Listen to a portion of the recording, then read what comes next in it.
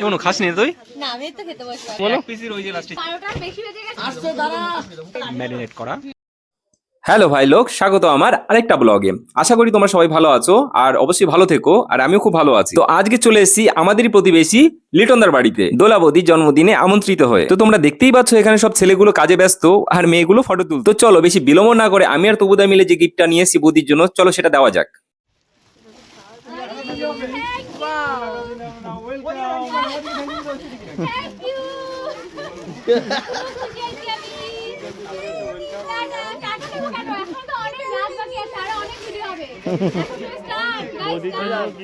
তো যাই হোক, বৌদি গিফটটা পেয়ে খুবই খুশি হয়েছে। অবশ্য দেখতে তো হবে কারা দিয়েছে। তো ধীরে ধীরে সবাই আসতে শুরু করে দিয়েছে। ইনি হচ্ছেন অর্পিতা দি, তোমরা অনেকেই চেনো, পাশের জন্য আর আমি নাম জানি না। আর অর্পিতা দি সত্যি খুব সুন্দর সুন্দর ভিডিও বানায়, আমিও দেখি ওনার ভিডিও। চলো দেখা যাক অর্পিতা দি কি গিফট দিল। ওয়াও, খুব সুন্দর একটা ফটো ফ্রেম করে বাঁধিয়ে দিয়েছে। অবশ্য আমাদেরও এরকমই প্ল্যান ছিল, কিন্তু এবছর সময়ের অভাবে হয়ে ওঠেনি। তো চলো আসছে বছর আবার হবে। হ্যাঁ, ভিডিওর শুরুতে রিক্যাপে তো তোমরা দেখে নিয়েছো যে ভিডিওতে কি কি হতে চলেছে, কি কি থাকতে চলেছে। অবশ্যই শেষ পর্যন্ত থেকেও, আশা করি খুব আনন্দিত হবে এবং মজাও পাবে। তো এখানে সাগর ও সেই টেডি বিয়ারই নিয়ে এসছে, আমাদের দেখা দেখি অবশ্য করেনি, কারণ তাদের সাথে আমাদের কোনো রকম কথা হয়নি যে আসলে তারা কি দেবে। আর তোমরা দেখতেই পাচ্ছ যে এখানে থেকে থেকেই পোজ দেওয়া শুরু হয়ে যাচ্ছে, বিশেষ করে মেয়েদের, কারণ ছেলেদের পোজ দেওয়ার মতো সময় নেই। আর এরই মাঝখানে আমি নিজেকে একটুখানি ভালো করে দেখিয়ে নিলাম, কারণ নিজের ব্লগে যদি নিজে না থেকে কেমন একটু লাগে না। আর এর পরের দৃশ্য দেখে তো রীতিমতো ভয় পেয়ে গেছিলাম। দেখলাম প্রিস্মিতা আর এই মেয়েটি ভিডিও করছে, হঠাৎ দেখলাম একটা ভদ্রমহিলা জ্যাকেট নিয়ে ভুলভাল এসে বলে চলে গেল। পরে বুঝলাম ঝামেলা নয় গো, এটা ভিডিও হচ্ছে, এটা কন্টেন্ট। অবশ্য আমি বুঝতেই পারিনি যে সব কন্টেন্ট ক্রিয়েটর এখানটায়, মাই মিস্টেক। তো ফ্যামিলি ফটো নেওয়া আছে, তার সাথে মিল্কও এসে উপস্থিত হয়ে গেছে। ও এদিক ওদিক ঘোরাঘুরি করছিল, জানে এখনই কেক কাটা হবে, তাই চলে এসছে। আর এদের একসাথে চারজনকে কত সুন্দর লাগছে, কত কিউট লাগছে, তাই না? ও সরি, মাই ব্যাড, সাথে মিল্কিও আছে, মানে পাঁচজনকেই সুন্দর লাগছে। আর এই দেখো, বাচ্চা তো নয়, এক একটা কিউটের ডিব্বা। আর যদি আমাকে বিয়ে করে নিতে, এরকম একটা কিউটের ডিব্বা নিয়ে সকাল থেকে রাত পর্যন্ত খেলতে পারতে, কিন্তু তা তো তুমি করবে না। ছাড়ো এসব। দেখো আবার পোজ দেওয়া শুরু হয়ে গেছে, কারণ একটু পরেই কেক কাটা শুরু হবে। আর কেক কাটা হয়ে গেলে তখন আর এরকম সুন্দর ফটো তুলতে পারবে না। দেখো তোমরা দেখতেই পাচ্ছ যে উপরেও একজন ক্যামেরাম্যান রেডি আছে ফটো তোলার জন্য। কেক কাটার ভিডিওটা আমরা সম্পূর্ণভাবে দেখি এবং একসাথে উপভোগ করি।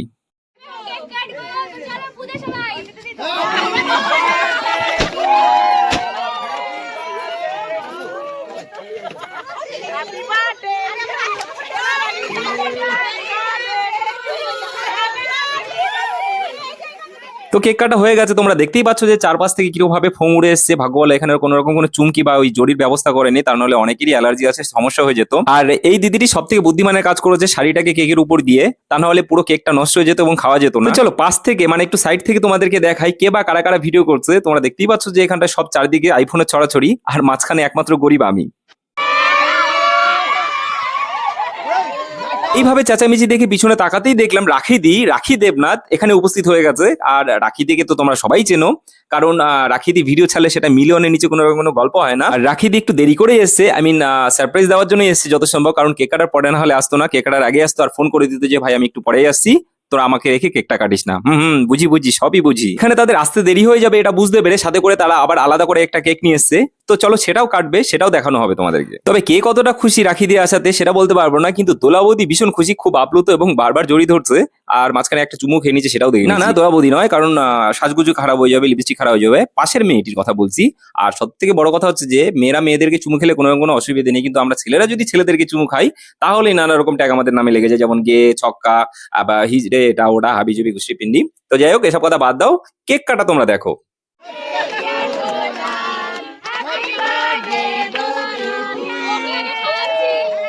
তো যাই হোক, দোলা বৌদিকে লিটন দা কি উপহার দিল সেটা দেখে নেওয়া যাক।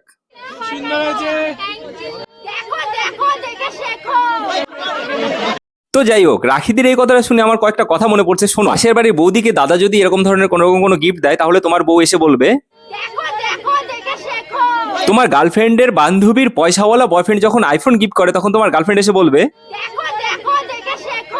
একটু মজা করে নিলাম, আশা করি রাখি দিতে কোনো রকম কোনো রাগ করবে না। তো যাই হোক, প্রসঙ্গে ফেরা যাক। লিটন দা বৌদিকে তো আগে থেকে গিফট দিয়ে দিয়েছে, আবার সবাই একসাথে হয়ে ফটোশুট করছে, তার কারণ হচ্ছে গলায় পরিয়ে দেওয়া হয়নি তাই। তো চলো গলায় কিভাবে পরিয়ে দেওয়া হয় সেটাও দেখা যাক।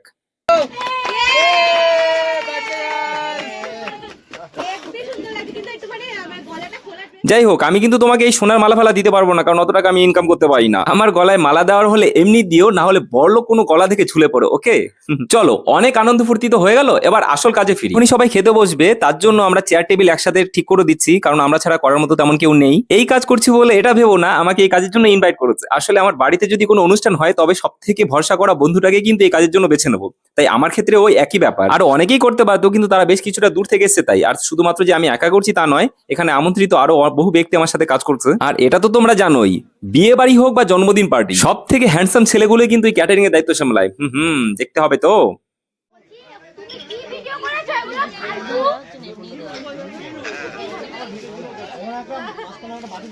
ব্লগার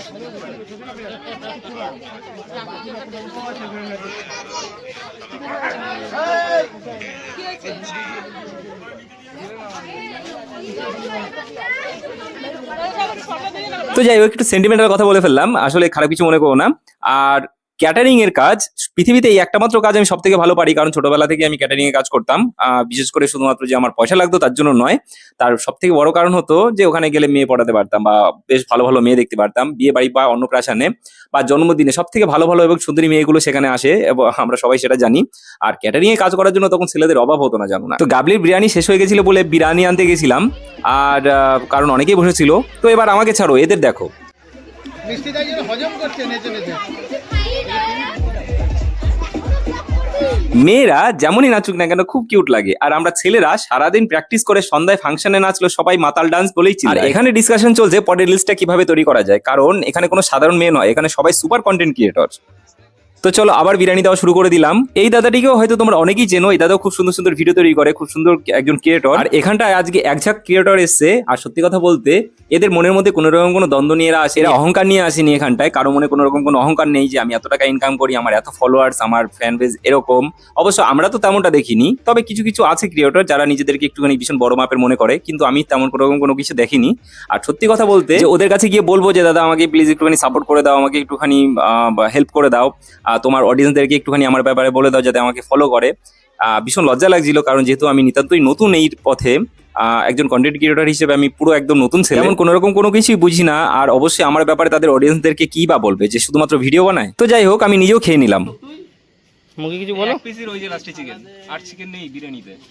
বলো কি আমরা কি খাবো? এরপর ষাটে দিয়ে কাজ চালাতে কিছু করার নেই, আমি জানি না ভাই, আমি সারাক্ষণ দেওয়া দেওয়া করতে আমি খাবোই। বলে এক পিস হয়েছে নাকি 1 2 3 4 5 5 খাচ্ছি ভাই ওটা চিকেন বিরিয়ানির মধ্যে চিকেনটা নয়। এই দেখো চিকেনের মধ্যে এই দেখো বিরিয়ানির মধ্যে চিকেন ধুয়ে ধুয়ে করছে এখানে বিরিয়ানি সত্যি ভালো হয়ে যায়। হ্যাঁ অনেক দিয়েছে বহুত কষ্ট করে ফেলাই কে দিছে কে এটা কে দিছে এটা আমি দিই কি খানা। তো যাই হোক, খাওয়া দাওয়া হয়ে গেছে, ম্যাক্সিমাম আত্মীয় স্বজন সব চলে গেছে। আর এখানটায় এখন কিসের সেটআপ হচ্ছে তোমরা সবাই দেখেই নাও। এখানে গ্রিল করা হবে। আচ্ছা, এখানে কি কি হবে? এটা এখন কয়লাটা আমি জ্বালাবো, ওকে। তারপরে এর উপরে চিকেন ম্যারিনেট করে রাখা আছে, আচ্ছা, ওইটাকে তান্দুরি করবো, চিকেনটা পুড়িয়ে খাবো।